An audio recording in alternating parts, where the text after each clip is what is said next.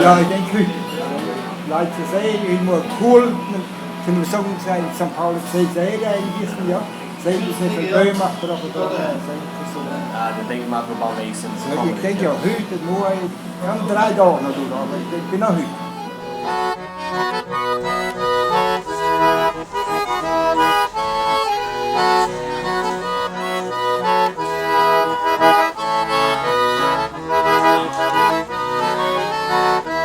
Mooi vrouw. Dat geht noch mal schön. Die moest je Ja. kopen. Ich möchte heute mir was mitnehmen, ja. Die Bananen nehme ich mir mit, ja. Ja, kannst du Ja. mitnehmen. Braucht ihr da von meinem Kuchen zu backen, ja? Ja, steck me dan maar eens, ja. Ja. Senora ist bloß der Kleine, ja? Roos klein. Chiló nimmt den auch mit, da etiket zo zezen jij. Daar hebben we gegeven, daar kannst du mit der Pickel beten. Ja. Hoeveel mögt dat denn?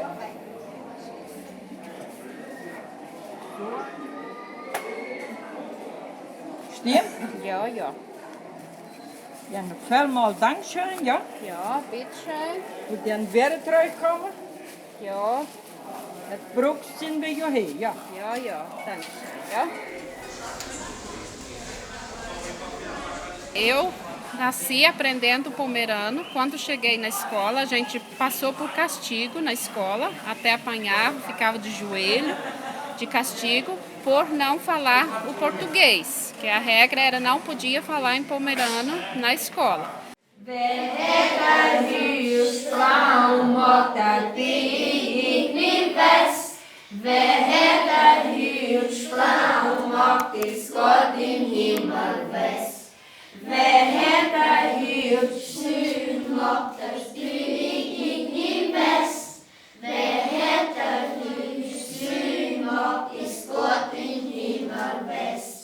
Eu estudei, então, na escola da minha comunidade. A escola também é uma escola multisseriada, é onde várias séries, então, estudam na mesma sala, com uma única professora regendo todas as disciplinas. Todas as crianças na época eram pomeranas. Eu entrei com 7 anos na escola, não sabia falar o português, então foi um choque a princípio, porque a minha professora não falava pomerano. Desde que eu nasci, a primeira língua minha foi a língua pomerana.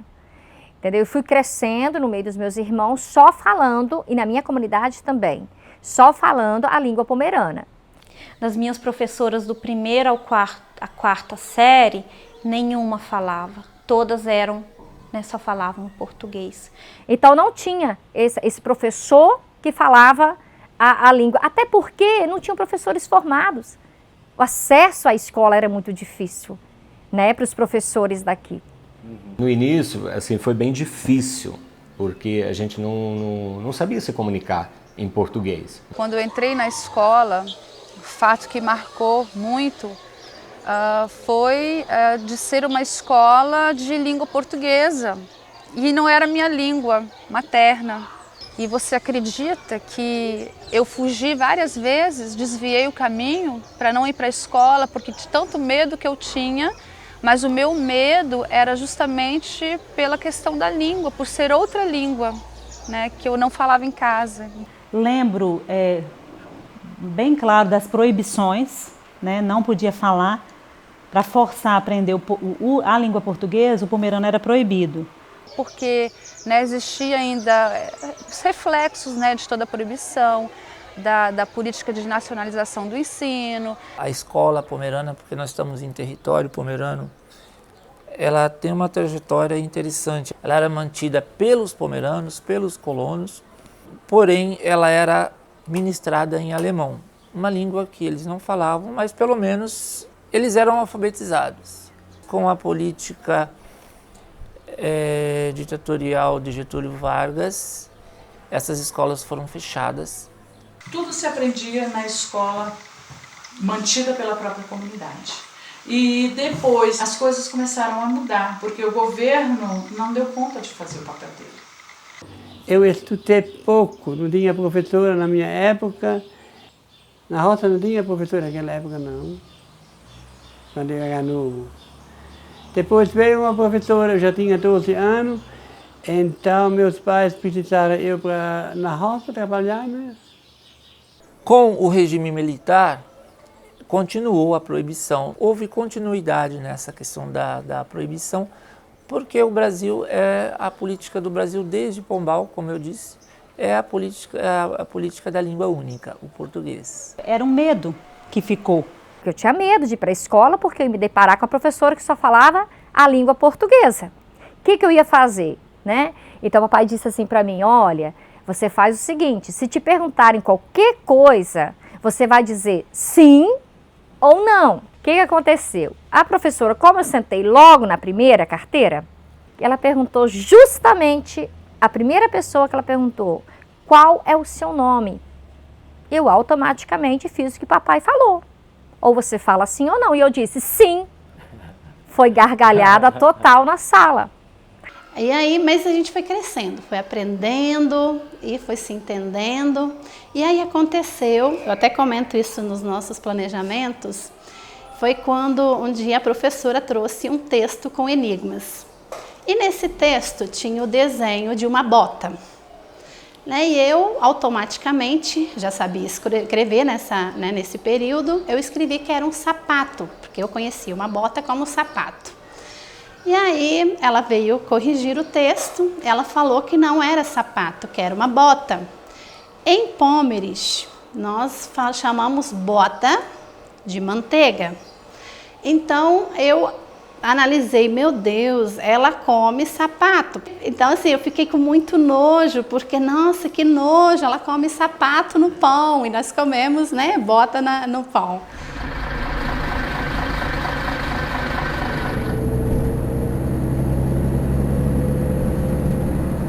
Quando eu fui para a 5ª série, aí não havia nesse período transporte escolar. E aí eu tive que ir para casas de famílias, para a sede do município, de segunda a sexta-feira. Eu trabalhava, ajudava nos serviços domésticos. No horário que eu não tinha aula, eu tinha que fazer o serviço doméstico. E nos finais de semana, então, eu retornava para minha família. Ficar em casa de família era comum naquela época? Para aquelas famílias, demorou um pouco, né, a ter essa visão de que era necessário dar continuidade aos estudos, né? E aí as primeiras famílias foi dessa forma. Quando me formei na 8ª série, queria eu fazer o 2º grau, só que meu pai não deixou, tinha que sair de Caramuru para vir para Santa Maria, né? Aí ele não deixou, parei um ano, no ano seguinte teve transporte, né, no turno matutino, e aí eu voltei a estudar, né? Fiz o ensino médio na parte da manhã. Eu estudei no centro mesmo, no Graça Aranha. Então lá eu concluí meu ensino médio. De lá fui para a faculdade, então, né, que é aqui mesmo em Santa Maria de Jetibá. Eu fiz o curso de pedagogia.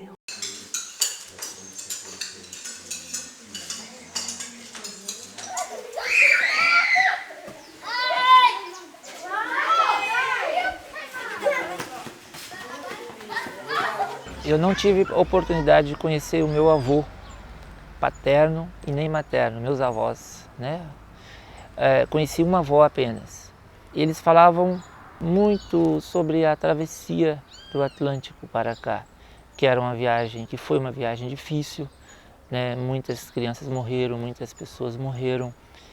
Ela contava muito do sofrimento que eles tiveram, né? De abrir a mata, né? Porque os pomeranos chegaram aqui e tiveram que fazer todo o serviço. Eles não encontraram uma casa como foi prometido. São os pomeranos que fizeram as primeiras estradas, as primeiras casas, as primeiras... Não só os pomeranos, outros migrantes também. Basicamente, toda a Europa, na época, estava em crise. A maioria dos pomeranos são camponeses, né, diaristas, e eles viviam uma situação de extrema pobreza. Havia uma grande crise econômica, né, na região que compreende hoje a Pomerânia. A Pomerânia na época pertencia à Prússia. No caso do meu avô, ele já veio na época em que a migração veio em massa mesmo, né, nesses anos de 1872 até 83. 3 anos antes havia terminado a guerra, né, da unificação da Alemanha. Embora o primeiro grupo veio no ano de 1859. Ana Clara, me tinha tia. Dein Horn mit seiner Wunderschwanz sing.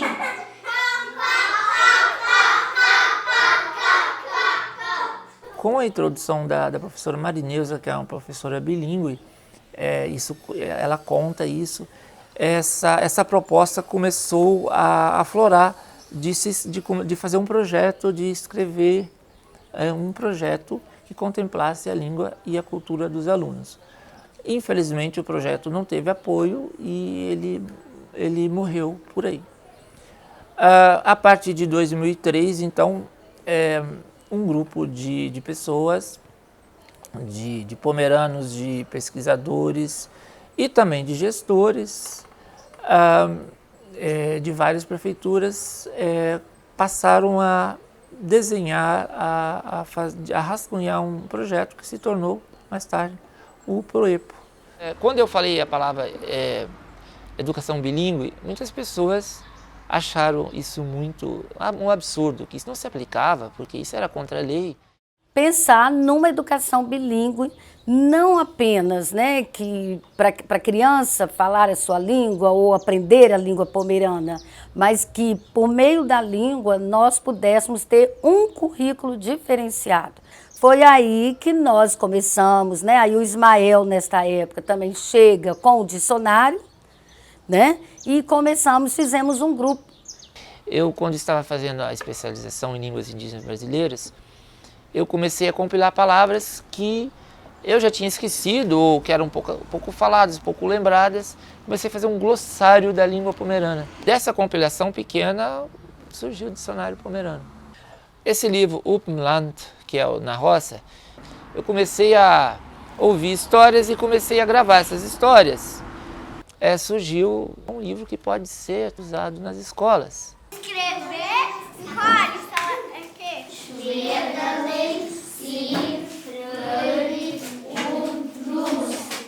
Eu tinha 8 anos de experiência com línguas indígenas, com educação bilíngue indígena. Foi dada a sugestão que as prefeituras deveriam fazer essa pesquisa, quantas escolas, qual o número de falantes de pomeranos e qual o número de professoras falantes de pomerano. Esse levantamento foi feito em Santa Maria, em Laranja da Terra, Domingos Martins, Pancas e Vila Pavão. O critério é que essas professoras deveriam ser falantes nativas da língua pomerana. Foi aí então que se iniciou o curso de formação e eu então fiquei na coordenação tanto administrativa do programa quanto pedagógica, junto com o professor Ismael, que ministrou esses cursos. Então, eu trabalho de forma bilíngue. Então, a gente trabalha muito cores, né? Foca o personagem da história, se é animal. A gente, né, igual hoje eu trouxe a história do gato xadrez. Então, a gente trabalha muito a cor do gato com o nome, gato é cat. Todos os livrinhos de histórias que a gente tem em pomerano, escrito na língua pomerana, foram todos confeccionados por nós, professoras de língua pomerana. Na minha turma, eu dou aula de pomerano todo dia. Tenho várias experiências super legais com eles, assim, que eles não entendem português, daí eles me perguntam em pomerano para saber o que realmente significa. Então, isso tudo é muito válido. Eu fico bem encantada com isso. Do 1º ao 5º ano é muito gratificante, eles gostam muito. Principalmente quando o tema é relacionado à vida deles. Do 6º ao 9º ano, alguns não gostam muito não. Porque muitas crianças às vezes até sentem um pouco de vergonha da língua. Já vi casos na minha própria sala onde estudo, assim, a aluna é totalmente desligada, assim, não gosta. A professora passa muito atividade no quadro, texto, muito interessante. Ela fala assim, pra mim isso não vai ser útil, pra que eu vou estudar? Ele quer ser aceito pelo grupo, então se ele está num contexto onde a maioria fala, né, a língua portuguesa, ele vai preferir, ele vai optar em falar a língua portuguesa. A gente vê muitos adolescentes que não se importam com isso e acabam maltratando os pais por falarem pomerano. Ele vai querer abandonar aquilo, então ele entra em conflito com a família, porque às vezes a família ainda quer preservar isso. Quando ela toma, né, conhecimento de que é importante, que tem seu valor, ela retoma. A minha esposa, ela é descendente de italianos, né? Eu tenho um filho de 6 anos e eu tento ensinando ele, assim, aos poucos, a falar algumas coisas, mas principal sempre foi, tanto na questão dos pomeranos, da infância, de aprenderem o pomerano é o contato com a mãe em casa, né? A mãe saber pomerano, então isso era primordial para o filho aprender a falar pomerano. Fiquei até sentida de não ter passado isso para as minhas filhas, né? Então nessa trajetória toda, suas filhas falam? Não falam, justamente por isso, porque eu deixei que isso acontecesse. Então, quando eu me dei conta, então com certeza eu sofri um pouquinho com aquilo. Falei, como eu gostaria de ter agido diferente lá no passado, né? Então,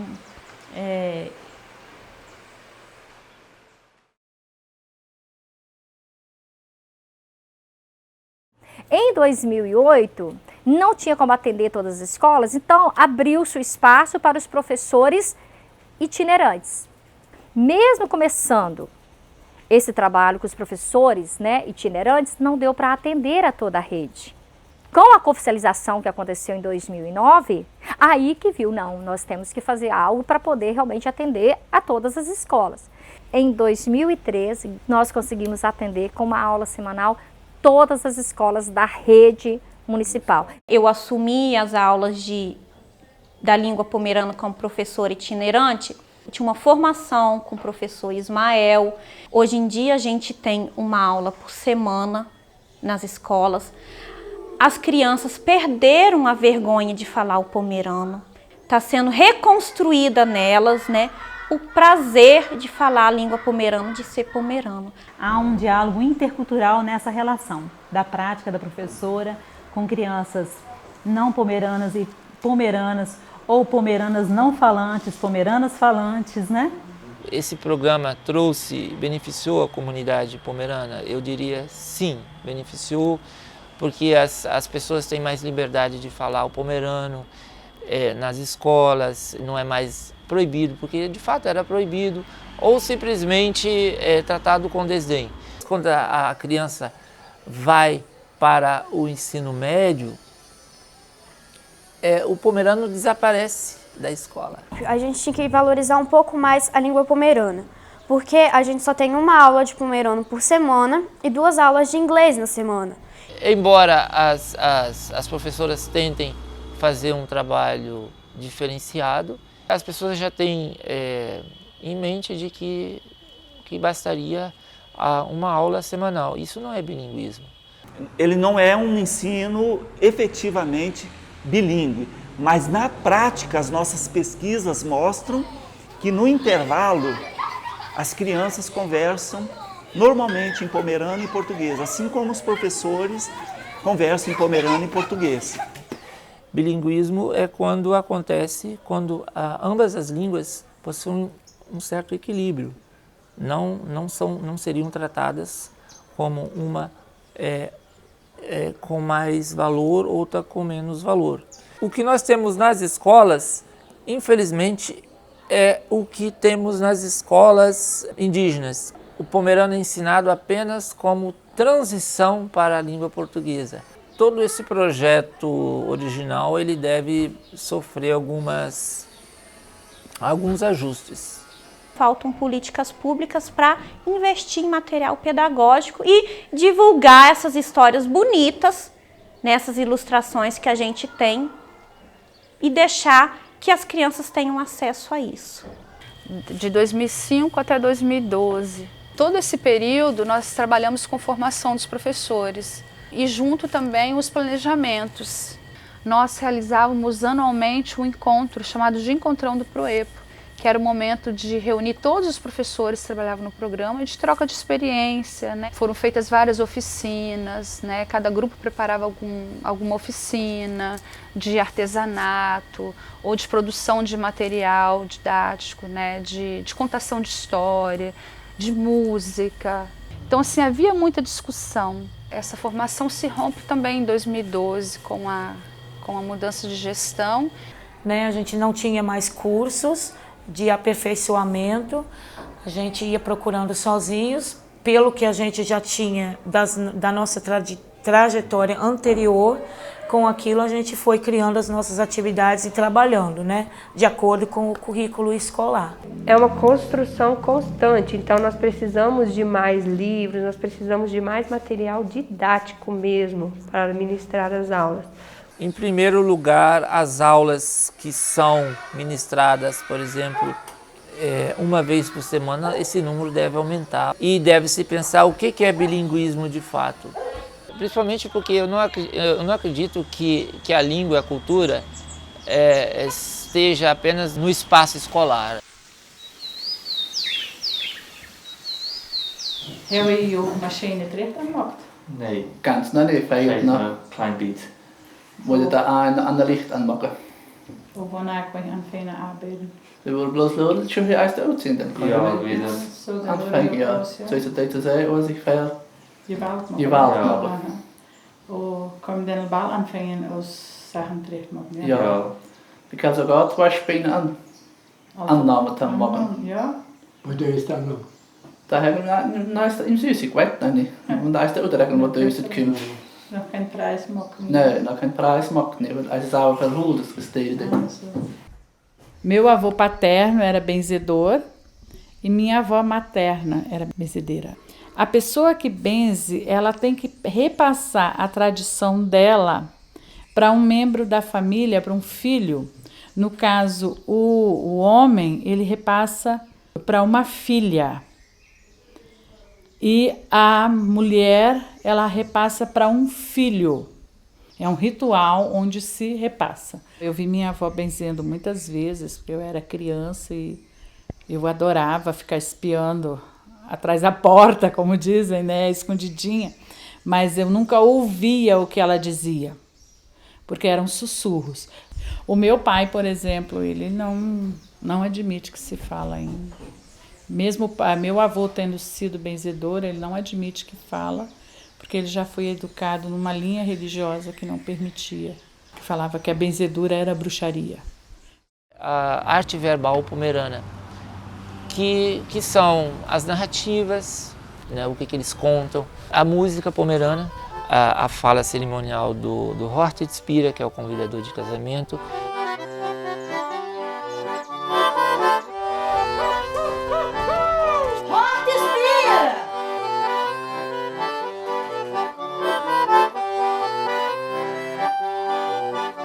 Ayo kia alle top zeer Willem und Johannes haben mir sehr schwer neu erwartet, was der 30. Oktober passierte in der Kirche von beiden die Bockersgemeinde.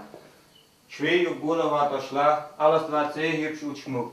Kommt alle, groß und klein, Vater und Mutter, bleibt kein Toast nicht. Schmückt ihr gut, aber nicht dadurch, weil der Brutlehrer, der wir der Hübschste sind. Nun muss ich ein Video gehen, ich kann auch sehr viel vom Neuen. Der 30. Oktober wird auf der Autop sein und das Hochzeitsfest.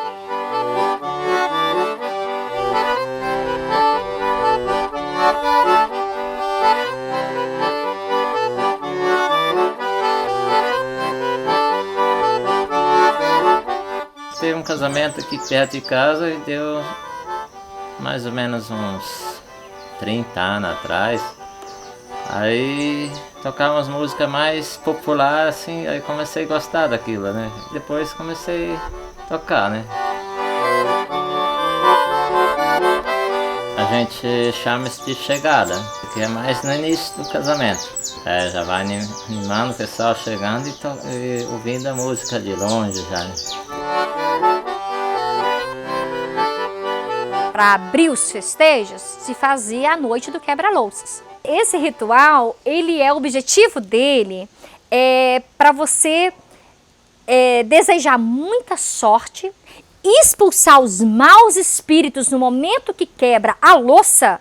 Você, naquele momento do impacto da louça, quando quebra, você está espantando tudo que há de ruim. Então, a gente pega a louça e quebra. Em pomerano fala, "Viel Glück in die Frucht levend."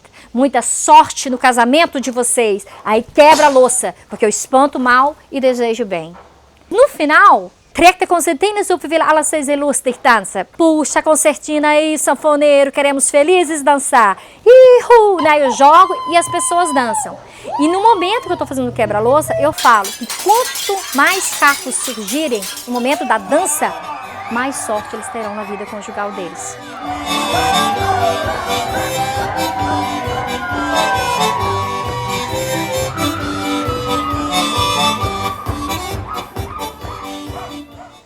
Guten Tag. Wie schön, dass Sie alle gekommen sind zu diesem Gottesdienst. Und das Wort sagt uns, so haben die Engel in die heilige Nacht gesungen. Ehre sei Gott in der Höhe und Friede auf Erden bei den Menschen sein wohlgefallen. A alegria e a felicidade os acompanharão e não haverá mais tristeza nem choro. Heiligt ein Straßenmarker, ein Straß gibt die heilige Straße. In dieser Straße kann man bloß Gott an sein Wort verlassen.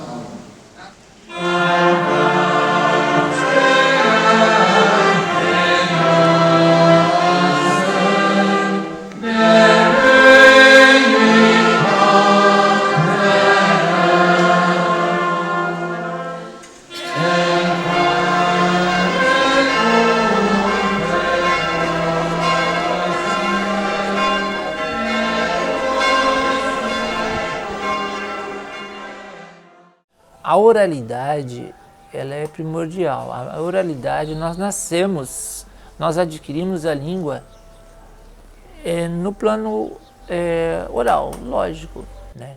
Então, quando as pessoas falam assim, olha, o pomerano não precisa ser escrito, é porque você está dando a ele um status menor, um status de não língua. Eu penso que sem a escrita é um pouco difícil essas línguas terem visibilidade. Nós temos que dar visibilidade à língua nesse sentido, então a escrita é importante. Aqui na região não se fala só o português e o pomerano. Tem várias outras línguas, como o alemão, o holandês ou zeerlandês, o Hunsrück, luxemburguês, italiano, entre outras. Quando falo em memória, assim, o que a gente ficou bem na nossa família foi a língua. Eu sempre falo assim, que eu tenho uma carga genética de 50% de descendência holandesa, né? Porque tanto o meu avô paterno quanto a avó, as duas eram de descendência holandesa. Minha avó, por exemplo, e a minha mãe não falavam português. Então, ou se falava o pomerano, que a minha mãe, né, sabia falar o pomerano, ou a minha avó então no zelandês, né? E a minha tia que sabia um pouco do português, mas a 99% dentro de casa ou era o zelandês ou era o pomerano, e de uma forma simultânea. Agora, entre nós irmãos, a gente acaba misturando um pouco de pomerano, um pouco de zelandês, um pouco de português, né? Ich war immer fröhlich, immer in Kirche, meine Arbeit hatte in Kirche. Alles, was wir zusammen machen, das ist sehr wichtig. Ik zoveel meebrengen van mijn vader en van mijn Ich moeder. würde ich viel besser, als wenn ich... Sta sede aqui, falando de paiolo in Penice de Sigotoli. Que o Ministério do Fogo, ela falava, né? Ela queria fazer polenta. Ich befinde mich gut mit den O Nachbarsleuten. Doverje is dat land zo goud, u deed alles damit als jij sehr fröhlich, wat dass goud ich da auch mit Tosati? o meu Che ha la mescola. Viel besser Daarover so. kan ik Alles zeggen, ik besser. niet leven. Dat al mensen niet Alles besser. verstaan of mensen niet kennenlernen.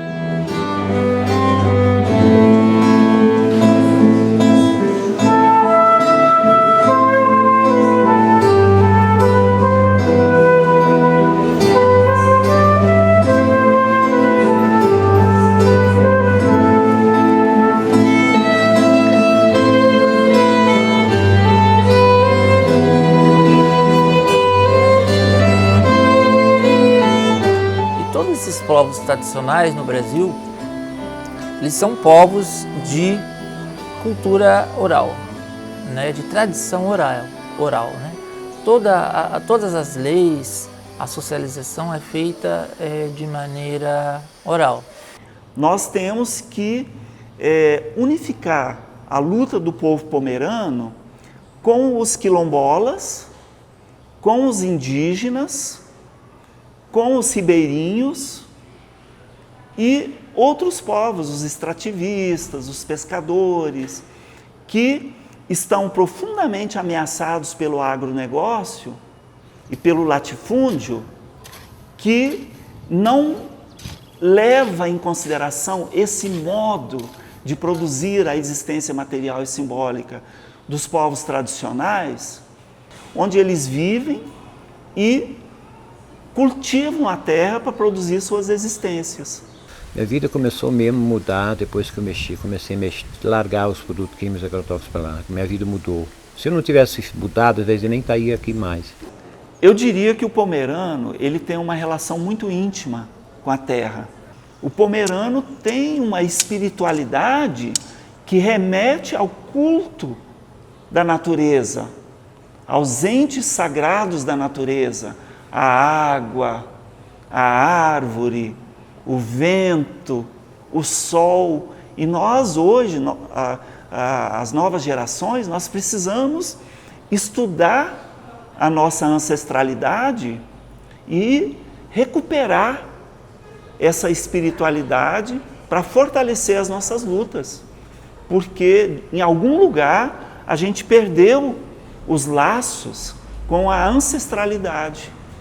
Mas mesmo assim, quando eu olho como pesquisador a prática da agricultura agroecológica dos pomeranos, eu vejo que aí nós temos uma tradição ancestral, uma relação amorosa com a terra.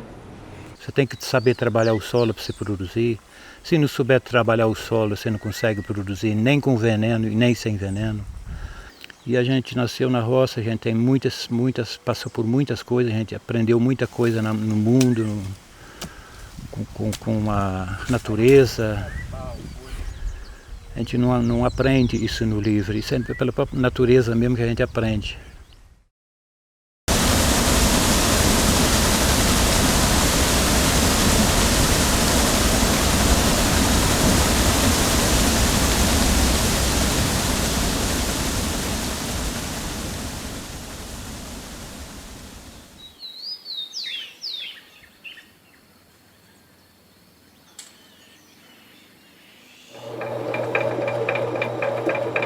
O moinho do senhor hoje é a base d'água?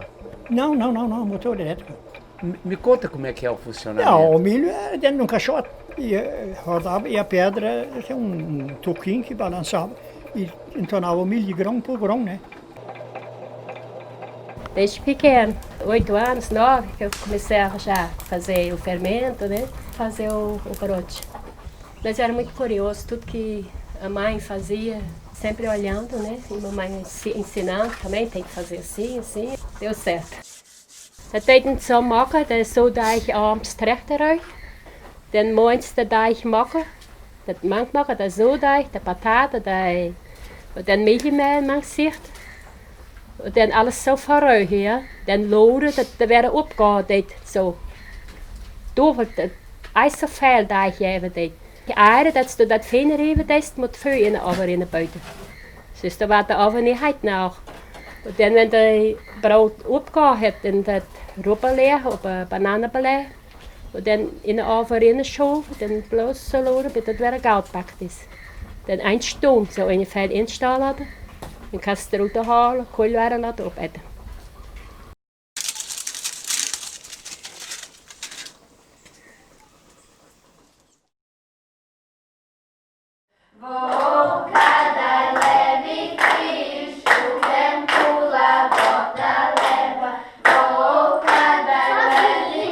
E eu aprendi a falar a língua portuguesa, o brasileiro no caso, assim, o pessoal que vinha, eu fui aprendendo isso, nem sei de quando, nem sei a idade que fui aprendendo, assim, nem lembro. Parece que eu já nasci assim, junto com as línguas, sabendo falar todas. Bisei fröhlich, da digdana jemand kommen dau, und die Kinder dau a milura tampombre schauleiras. Tampombre schaul hebben. Wij zouden nu dat zat strooien en dan nachher de vrucht plukken. Während der Pombre-Sprache ist das Wichtigste, was uns Kultur hat. We sollen ons niet schamen voor onze spraak, voor onze vertellen, voor onze cultuur. Und die Vater moeten wat toezien, moeten zijn kinderen ook leren dat het niet inslapen deed. Wir sind nie alleine in dit wild. Alles wat we maken douwen, moeten we ook maken. Op een land, in een stad, in een schaal, in een kerk, alle wegen moet een mens Pomerisch leren dat het niet voorkomen deed.